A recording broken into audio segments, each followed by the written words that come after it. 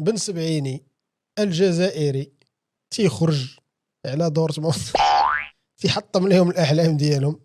تدخل خشن، تدخل لا عقلاني، تدخل حمد الله تدخل جزائري، تدخل جزائري.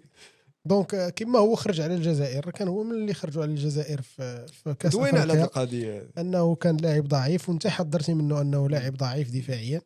دونك تيكبد الفريق ديالو الخساره في اخر دقائق الماتش كان بعد على صافي. الاقل راه يمشيو بينالتي تماركا. آه. انا اللي عجبني في ذاك ضربه الجزاء هي لصقها في 90، ضربة ما تسناش، ما بينالتي. تعطلش، ما دارش ليها بانينكا، ما دار لها دونك وشكونوا واضحين اتلانتا يستحقوا يدوزوا.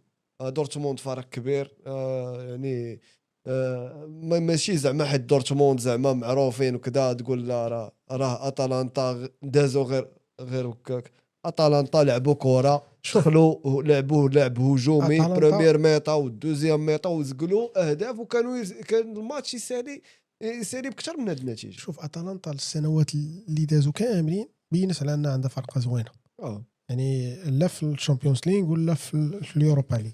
حتى في سوق الانتقالات حتى اللاعبين ولا طينه اللاعبين اللي كيجيبوا اتلانتا اللي قلنا على اتلتيكو مدريد نقدروا نقولوا على اتلانتا. يعني حتى الصفقات اللي كيديروا، الصفقات اللي كيكونوا عقلانيين ولاعبين اللي كيكونوا متوسطين ولكن في التيران كيكون عندهم انضباط تكتيكي اللي كيخلي المدرب يخدم بهم ويلعب بهم كما بغى ويوصل بهم. وكما كنشوفوا تيجنو تيمار ديال العقلانه ديال المكتب ديالهم وديال الصفقات اللي كيديروا.